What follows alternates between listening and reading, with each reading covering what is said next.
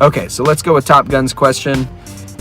Is there an optimal period of time of use or a cycle to use with a line of credit? Let's say you have a $50,000 line of credit, use 40 to 45 to fund a policy. How long should you keep it in there and then pay off the line of credit? How long should you keep it in there? Oh, how long should you keep the money in the policy before you borrow against it to pay back your line of credit? There's no optimal period of time. Oh, you want to increase your line as much as possible. Gotcha. So you want to use it to demonstrate, maybe you want to use it to demonstrate to the bank that you're reliable, and so they want to increase it for you. I would ask the bank.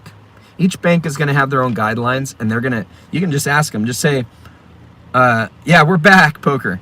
I would ask the bank, what do you want to see from me between now and the next 3 months that you would increase my credit line? I want to actively use this line. So with that in mind, what would you like to see that if I come back to you in 3 months and ask for an extension, that you would extend that credit? And see if they'll give you an answer. I'm betting they would. That whoever you're talking with probably can at least give you their experience, what they've seen people do in order to get an increase in their line of credit. Oh yeah, be sure to hit the like button, guys.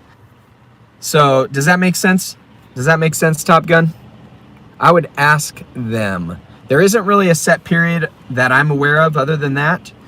Just utilize your policy. If you're using it and you're paying it back and you're demonstrating good use of credit, meaning you're making well over the minimum payment, even though it's going up and going down.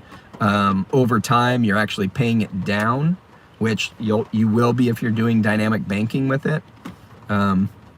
You could even leave the money in your policy so that you have a balance on your line of credit, and then use your policy to pay it down slowly. That might be one way to go about it if they want to see a certain period of use. So there's all kinds of ways that you can actually make that work to your benefit if your goal is to meet whatever their requirement is for getting an increase. But it's going to start with asking them what's their requirement. You heard that there's an optimal duty cycle. I haven't heard about that, so I'd be interested if you find out more information. Optimal duty cycle. I don't know what that would be. I don't know what that would be. I mean, there's a lot of rumors out there where people say, you know, I mean, there's people out there that will tell you carry a balance on your credit cards because it'll help your credit. And that ain't true. It's not going to help your credit. I have a Discover card. I pay it off every single month, and they keep raising my credit limit. So if I kept a balance on there, maybe they wouldn't.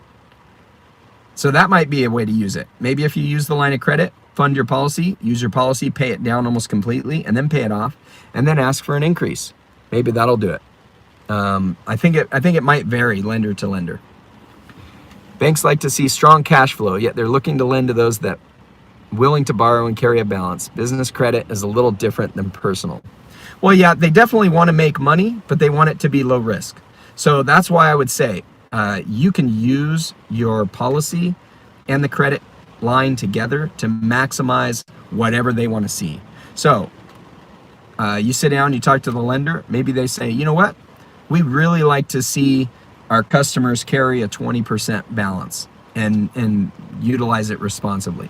If it goes up above that, you know, they get a little concerned. That tells you right there, don't go above that 20%. But I bet you can go up and down maybe between 10 and 20% pretty regularly, and they may like to see that. Especially because the way we utilize these, we make major payments on these policies. Like when I had my home equity line of credit, I would have some months where the payments that I would have run through the line were $50,000. And my balance would go down $30,000 this month, up $20,000 the next month, down $10,000, up $50,000. And mine would just bounce around as I'm moving money around to maximize it. I'll find out here pretty soon when I go reapply for another home equity line of credit now that I refinanced, and see what they thought of that. But I would have massive payments, and over the course of a year, I paid it down quite a bit. So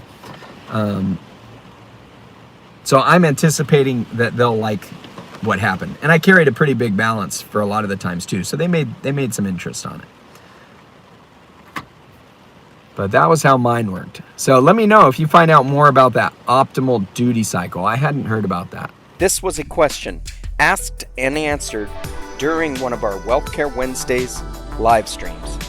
If you have any questions, leave them in the comments section below, or join us on one of our Wealth Care Wednesday live streams where you can ask the question and we'll answer it on the air live. Hope you found value in today's video. If you'd like to find out more about IUL and whole life, check out these videos right over here, and we'll see you next time. Now go maximize your cash flow.